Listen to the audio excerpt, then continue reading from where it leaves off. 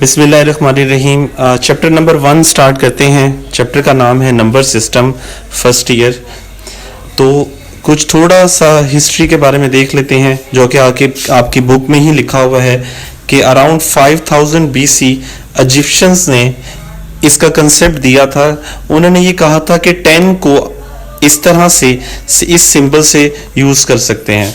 Mean अगर ये symbol है तो डैट मीन इट्स अ 10, और अगर ये सिंबल है तो ये 100 होगा। और फिर उसके बाद हमारा बेस 10 सिस्टम आ गया जिसे नेचुरल नंबर से 1 2 3 4 अप टू सोन हो गया, जिसको शो किया। तो रैशनल नंबर्स और इररेशनल नंबर्स फिर बने। रैशनल नंबर्स हम बहुत दफ़ा पढ़ चुके हैं जो कि P डिवाइडेड बाई Q की फॉर्म में लिख सकते हैं। और इसकी दूसरी कंडीशन होती है कि Q जो है वो 0 नहीं होना चाहिए, क्योंकि नीचे 0 आ जाएगा तो अनडिफाइंड हो जाएगा। इररेशनल नंबर्स जो होते हैं, जो those numbers irrational numbers are those numbers which cannot be put into the form of P over Q, यानी कि आप इसको P over Q की फॉर्म में नहीं लिख सकते, या इनके आंसर इस तरह से आते हैं कि पॉइंट्स में आ रहे हों और उनको वापस इस फॉर्म में ना लाया जा सके P over Q की फॉर्म में, तो वो irrational numbers होते हैं। फिर आगे फर्दर इसी को देखते हैं कि decimal representation of rational number and irrational numbers. इसमें टर्मिनेटिंग डेसिमल्स हैं। ये भी बहुत दफ़ा आपने पढ़ा हुआ है कि जो ऐसे पॉइंट्स के बाद जिनका आंसर रुक जाए तो टर्मिनल डेसिमल्स होते हैं। और एक MCQs बन सकता है, ये लास्ट पे वो लिखा हुआ है, since a terminating decimals can be converted into a common fraction, so every terminating decimal represent a rational number। उसके बाद देखते हैं रिकरिंग। पीछे टर्मिनेटिंग था जिसका मतलब था कि रुक जाना, अगला है रिकरिंग। रिकरिंग का मतलब है कि रिपीट हो रही है पॉइंट के बाद वैल्यूज। तो 1/3 का जब पॉइंट में आंसर लाएंगे तो इस तरह से हो जाएगा। इसकी नोटेशन ये भी होती है और इसकी नोटेशन ये भी होती है। उसके बाद रिकरिंग को देख लेते हैं। A decimal number with a digit that repeat for ever. तो अब ऊपर नजर भी आ रहा है कि ये पॉइंट में चलते जाएंगे, तो उसी को इस फॉर्म में लिखते हैं और उसी को इस फॉर्म में लिखते हैं। उसके बाद रिकरिंग नंबर्स की हमारे पास एग्जांपल्स हैं। अब इसकी कुछ एग्जांपल्स देख लेते हैं। 1/3 को कैलकुलेटर पे जब सॉल्व करेंगे तो 0.333 अप टू सोन चलेगा। तो जो पॉइंट के बाद 33 है वो रिपीट फॉर एवर हो रहा है, तो रिकरिंग डेसिमल्स में आ जाएगा। फिर रिपीट हो रहा है। ये सारे इसी तरह एग्जांपल्स हैं। और नीचे अब एक डेफिनेशन आ जाती है इररेशनल नंबर की कि नॉन टर्मिनेटिंग, जो टर्मिनेट नहीं होता, नॉन रिकरिंग यानी कि रिपीट भी नहीं हो रहा, तो उसको इररेशनल नंबर भी कहते हैं। अब इसको देख लेते हैं। इनकी एग्जांपल आपकी बुक पे ही है जो कि MCQs में आती है। तो जैसे फर्स्ट है, इसको P over Q की फॉर्म में लिख लिया है तो रैशनल नंबर। और फिर रिकरिंग है, ये आपको समझ आ रही है। फिर रैशनल नंबर रिकरिंग भी होते हैं क्योंकि उसको P over Q की फॉर्म में लिखा जा सकता है। और फिर ये सारा फिर वही है, रैशनल नंबर्स की एग्जांपल्स हैं।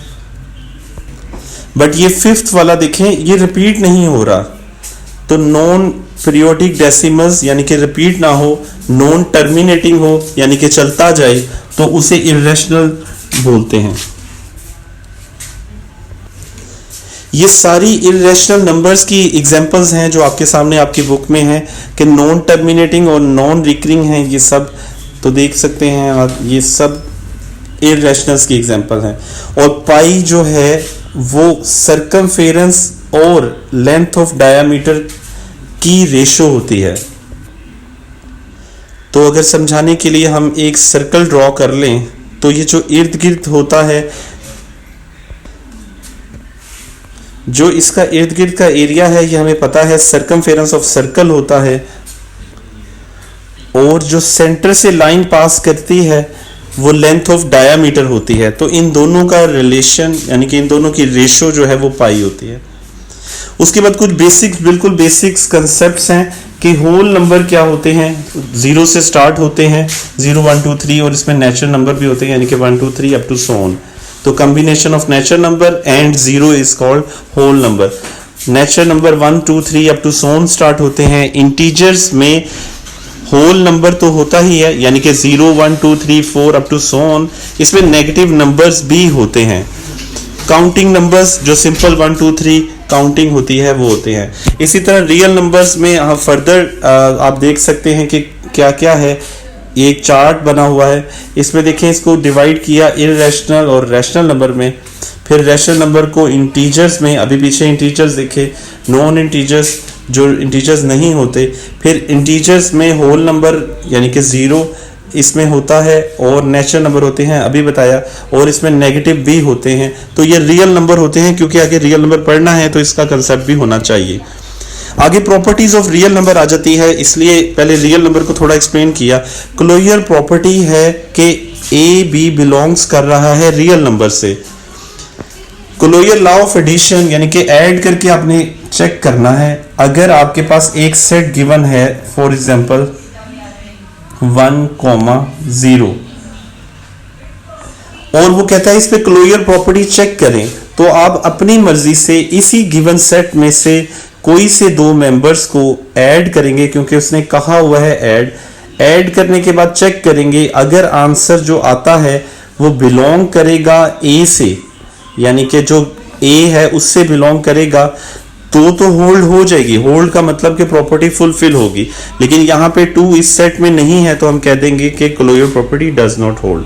सेकंड प्रॉपर्टी का नाम है एसोसिएटिव लॉ ऑफ एडिशन। तो ये हमेशा होल्ड होती है एडिशन में भी, और अभी आगे जाके अब एसोसिएटिव में भी हम कोई से ये हमेशा होल्ड होगी, ये याद रखिएगा। Associative property always hold with respect to addition and with respect to multiplication. तो जब क्वेश्चन आएगा तो वैसे आपको सेंस होनी चाहिए कि सॉल्व कैसे करेंगे। अगर लिखा हुआ है 1 2, मैंने सिर्फ 2 ही मेंबर्स लिखे, तो उसने तो ये कहा है कि 3 मेंबर्स टेक करने हैं, लास्ट 2 पे ब्रैकेट लगानी है और फर्स्ट 2 पे ब्रैकेट लगानी है। तो आपकी मर्जी है, आप जो मेंबर्स हैं वो इस तरह से, अभी दिखाता हूं,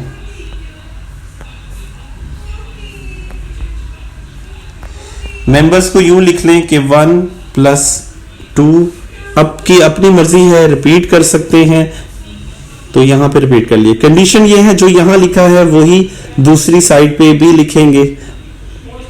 फिर लास्ट 2 पे ब्रैकेट है तो फर्स्ट 2 पे ब्रैकेट हो जाएगी, और जब इसका आंसर चेक करेंगे तो दोनों का इक्वल आएगा। उसको सॉल्व नहीं कर रहा तो आपको समझ आ गई होगी। तो ये थी एसोसिएटिव लॉ ऑफ एडिशन, ये होल्ड कर जाएगी। उसके बाद नेक्स्ट पे आ जाते हैं। थर्ड प्रॉपर्टी हमारी है एडिटिव इनवर्स। ओके, इसमें अब समझने वाली चीज ये है कि ये देयर एग्जिस्ट का साइन है पहले तो, और ओके इसमें for all A belongs to real number और देयर एग्जिस्ट 0 भी रियल नंबर से बिलोंग करता है। रियल नंबर पीछे हम देख चुके हैं इसी लेक्चर में।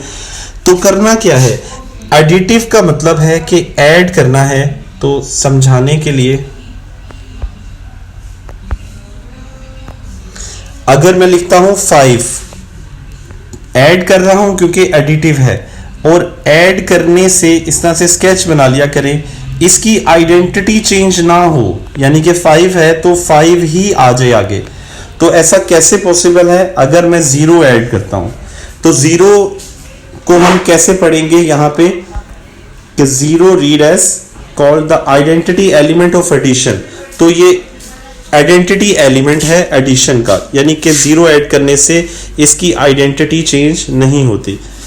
ओके, उसके बाद देखते हैं एडिटिव इनवर्स। एडिटिव इनवर्स भी उसी तरह समझाता हूं कि अगर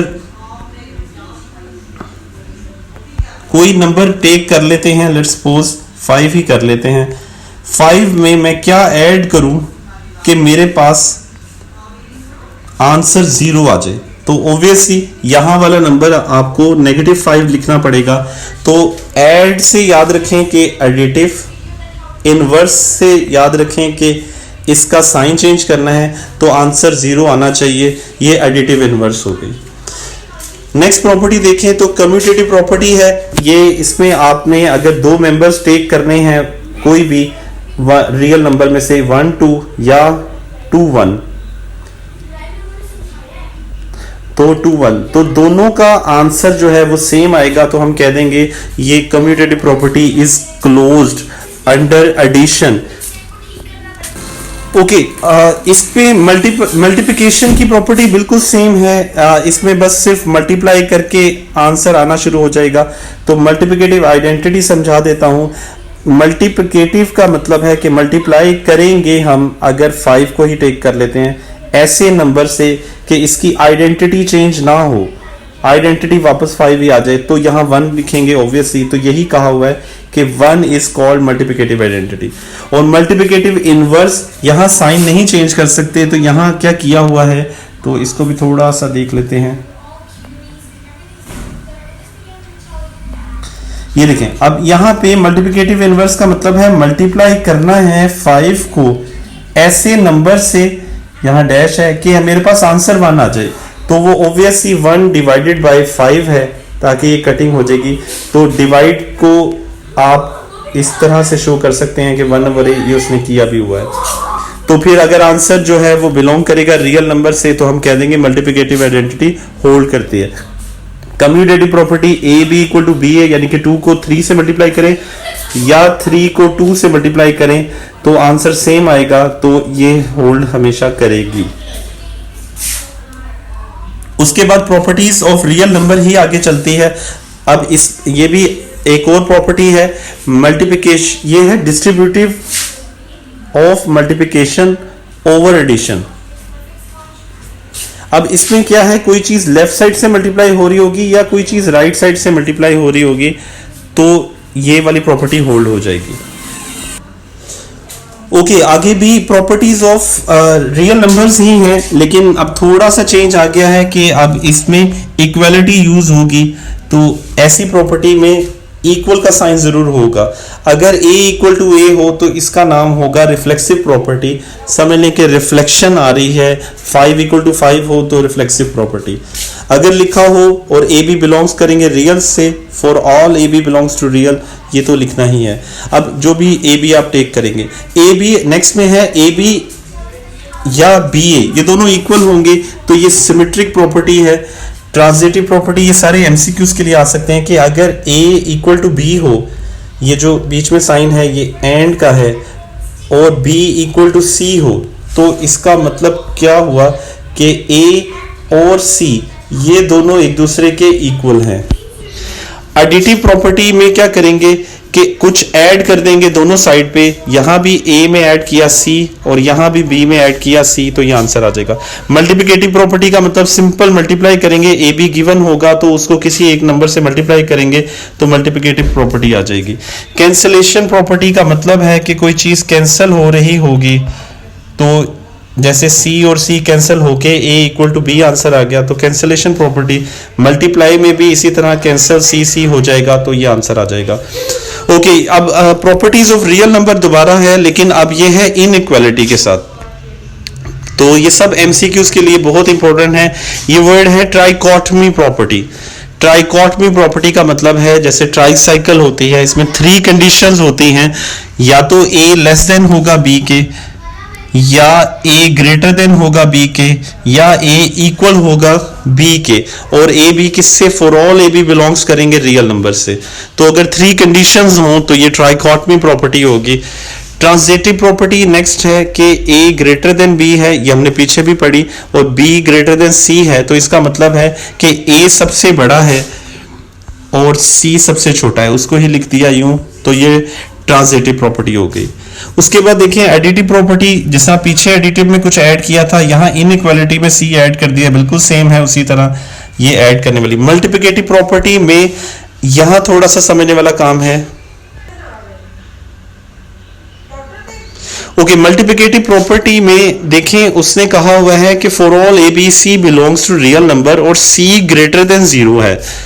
तो इसको मैं आपको प्रैक्टिकली कोई एग्जांपल लेके समझाता हूं कि लिखा हो अगर 5 ग्रेटर देन है 4 के और मैं दोनों तरफ किसी नंबर से मल्टीप्लाई कर दूं तो कोई फर्क नहीं पड़ेगा इनइक्वालिटी में, अगर वो नंबर पॉजिटिव होगा तो 4 को 2 से मल्टीप्लाई किया तो आप देख सकते हैं कि 10 जो है वो ग्रेटर है 8 से।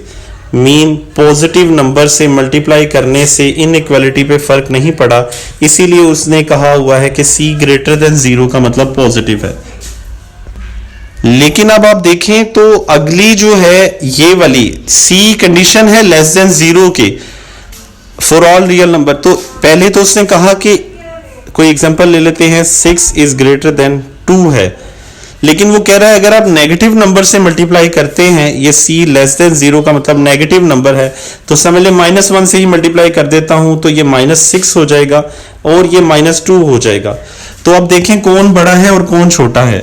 तो नेगेटिव नंबर जितना छोटा हो, जितना स्मॉलेस्ट हो, वो उतना बड़ा होता है, तो इनइक्वालिटी चेंज हो जाएगी।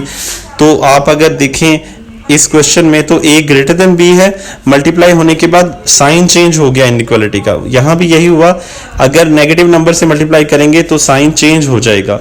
तो ये सारा कंसेप्ट था 1.1 शुरू करने से पहले।